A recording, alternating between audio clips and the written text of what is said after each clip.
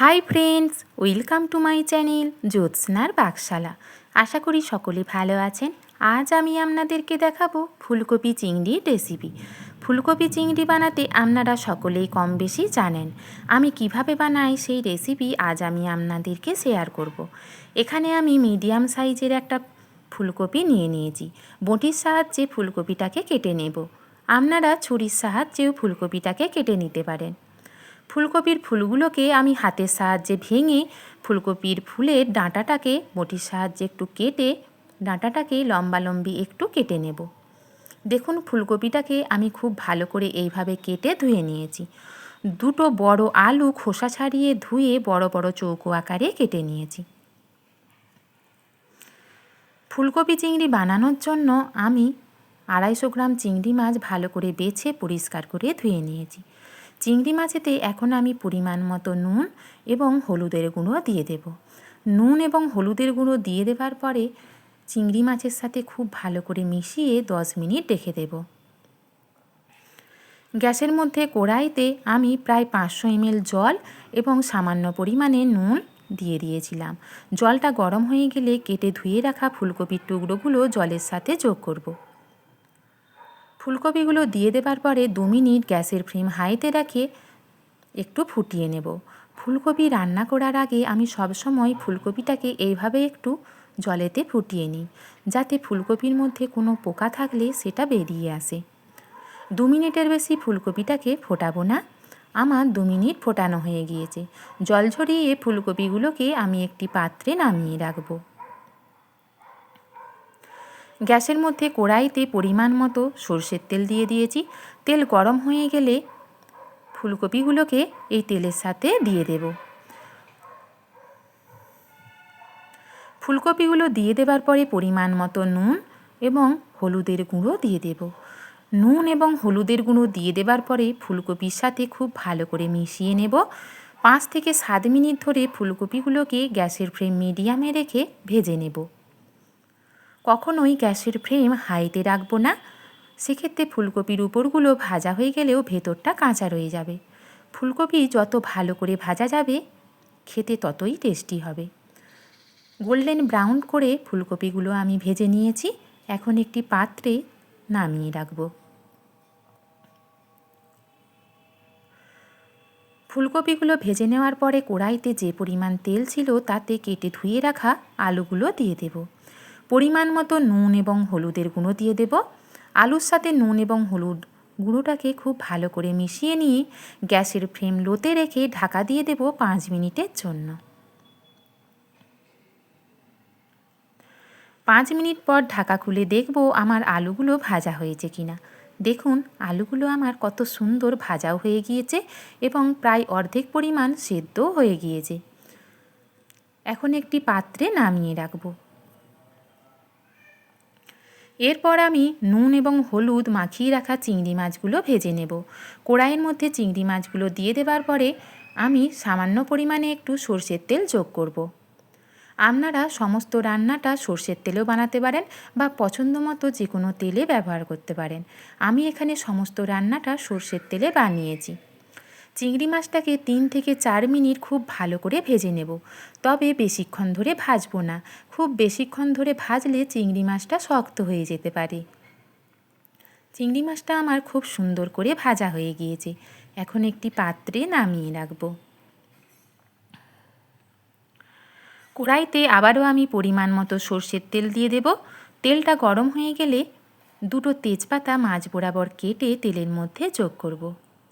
তেজপাতাটা ভাজা হয়ে গেলে ছোট চামচের 1 চামচ গোটা জিরে এবং গোটা গরম মশলা দিয়ে দেব। গোটা জিরে এবং গরম মশলাটাকে 5 সেকেন্ড একটু তেলের মধ্যে ভেজে নেব। ভাজা হয়ে গেলে 2টো মিডিয়াম সাইজের পেঁয়াজ মিহি করে কুচিয়ে রেখেছিলাম, সেই পেঁয়াজটা দিয়ে দেব। সামান্য পরিমাণ নুন ছড়িয়ে পেঁয়াজগুলোকে আমি ভেজে নেব। নুন ছড়িয়ে পেঁয়াজগুলোকে ভাজলে পেঁয়াজটা তাড়াতাড়ি ভাজা হয়ে যায়। পেঁয়াজের রঙটা যখন পরিবর্তন হয়ে আসবে সেই পর্যায়ে আমি একটা টমেটো কেটে রেখেছিলাম, সেই কেটে রাখা টমেটোটা দিয়ে দেব।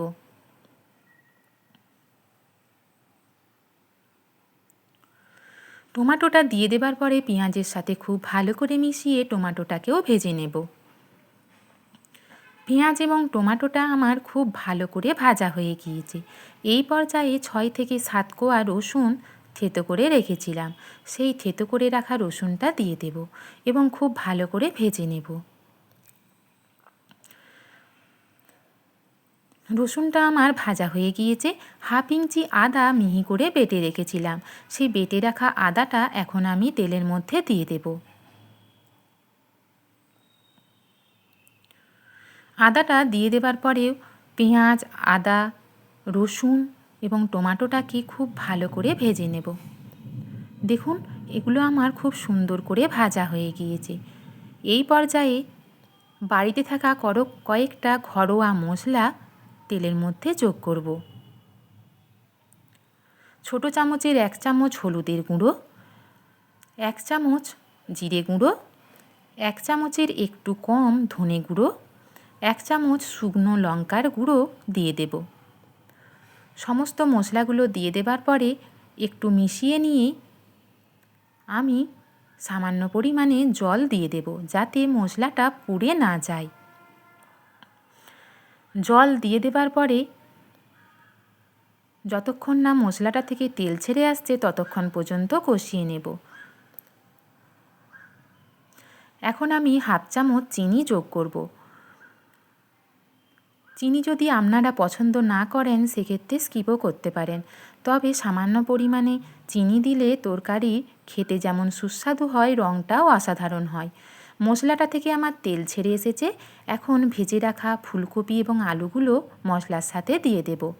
খুব ভালো করে মশলার সাথে মিশিয়ে আরও 3 থেকে 4 মিনিট খুব ভালো করে কষিয়ে নেব, যাতে মশলাটা ফুলকপি এবং আলুর মধ্যে খুব ভালো করে ঢুকে যায়। গ্যাসের ফ্লেম মিডিয়ামে রেখে সমস্ত রান্নাটা আমি করে নেব। দেখুন, মশলাটা আমার 3 থেকে 4 মিনিট খুব ভালো করে কষানো হয়ে গিয়েছে। এই পর্যায়ে আমি 2 কাপ গরম জল যোগ করব। আপনারা গ্রেভিটা যেমন পছন্দ করবেন সেরকম জল দিবেন। জলটা দিয়ে দেবার পরে সমস্ত কিছুর সাথে খুব ভালো করে মিশিয়ে নেব। ঢাকা দিয়ে 5 মিনিট গ্যাসের ফ্লেম লোতে রেখে দেব, যাতে সমস্ত কিছু খুব ভালো করে রান্না হয়ে যায়।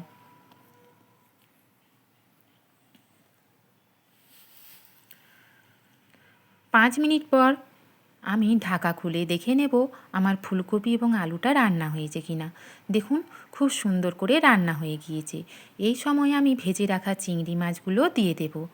যে প্লেটে চিংড়ি মাছ রেখেছিলাম সেই প্লেটে সামান্য একটু জল দিয়ে দেব, দিয়ে এই ফুলকপি এবং আলুর মধ্যে দিয়ে দেব। চিংড়ি মাছটা দিয়ে দেবার পরে আমি ফুলকপি চিংড়িটাকে আরও 3 থেকে 4 মিনিট ফুটিয়ে নেব। 3 থেকে 4 মিনিট ফুটে গেলেই আমার ফুলকপি চিংড়ি প্রায় তৈরি। এই সময় দেখুন আমার আলু এবং ফুলকপি কত সুন্দর সেদ্ধ হয়ে গিয়েছে। এখন আমি ছোটো চামচের হাফ চামচ গরম মশলা গুঁড়ো এবং বাড়িতে তৈরি করে রাখা 1 চামচ ঘি দিয়ে দেব। এই গরম মশলা এবং ঘিটা খুব ভালো করে ফুলকপি চিংড়ির সাথে মিশিয়ে নিলেই আমার ফুলকপি চিংড়ি একদম তৈরি। দুপুরবেলা গরম ভাতের সাথে এই ফুলকপি চিংড়ি অসাধারণ লাগে। আমার এই রেসিপি যদি আপনাদের ভালো লেগে থাকে অবশ্যই কমেন্টে জানাবেন।